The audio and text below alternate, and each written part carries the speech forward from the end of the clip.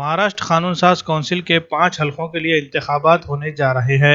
इनमें 3 graduate assembly हलके और 2 टीचर असम्बली हलके शामिल हैं। औरंगाबाद, पूना, नागपुर ये 3 ग्रेजुएशन हलके असम्बली है, जबकि अमरावती और पूना ये 2 टीचर असम्बली हलके हैं। रियासती इलेक्शन कमीशन ने इन तमाम हलकों के लिए इंतखाबी प्रोग्राम का ऐलान किया है, जिसके मुताबिक 5 नवंबर को नोटिफिकेशन जारी किया जाएगा और इसी दिन से पर्चे नामजदगी दाखिल करने की कार्रवाई शुरू होगी। 12 नवंबर तक फॉर्म दाखिल किए जा सकेंगे। 13 नवंबर को पर्चे नामजदगियों की जांच की जाएगी। 17 नवंबर तक पर्चे नामजदगी वापस लेने की मोहलत दी गई है, जबकि 1 दिसंबर को सुबह 8 बजे से 5 बजे के दरमियान पोलिंग होगी और 3 दिसंबर को रायशुमारी होगी और नताइज का ऐलान किया जाएगा, जबकि 7 दिसंबर को मुंतखब होने वाले उम्मीदवारों के नाम का गेजेट जारी किया जाएगा। इस तरह की इत्तला नांदेड़ के जिला कलेक्टर डॉक्टर विपिन ईटनकर ने एक प्रेस कॉन्फ्रेंस के दौरान दी है। उन्होंने कहा कि इलेक्शन कमीशन के अहकामात के मुताबिक कोरोना के मौजूदा हालात में तमाम एहतियाती तदाबीर के साथ ये इंतखाबी कार्रवाई अंजाम दी जाएगी।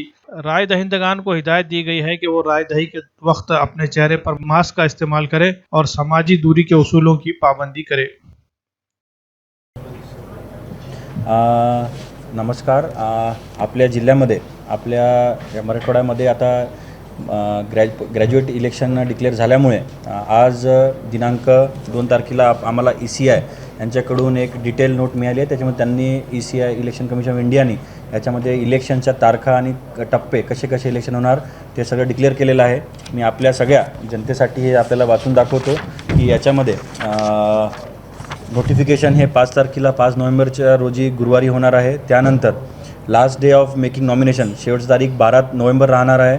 त्यानंतर स्क्रुटिनी ऑफ नॉमिनेशन हे 13 नोव्हेंबरला होणार आहे। त्याचप्रकारे last date of withdrawal of candidature हे 17 नोव्हेंबर 2020ला होणार आहे आणि ह्या इलेक्शन दिनांक 1 डिसेंबर 2020ला पार पडणार आहे आणि ह्या इलेक्शनमध्ये जे वोटिंगचं टाईम राहील ते सकाळी 8 वाजतापासून संध्याकाळी 5 वाजतापर्यंत राहणार आहे।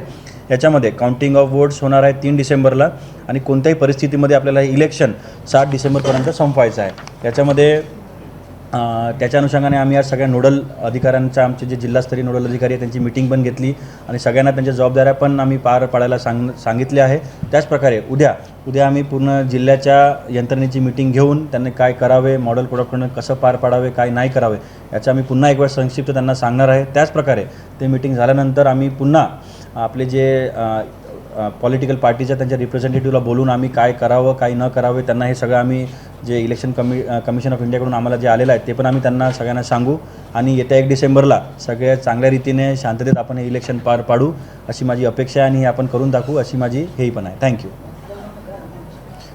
मतदारांना मी हे सांगेल की जे सध्या आमच्याकडे 48,000 मतदार आमच्याकडे नोंदणी आहे, तर या सगळ्यांनी मोठ्या प्रमाणावर बाहेर येऊन आपलं मतदान करावं आणि जास्तीत जास्त मतदानाला येऊन हे इलेक्शन फेअर याच्यामध्ये आपण आयोजित करू।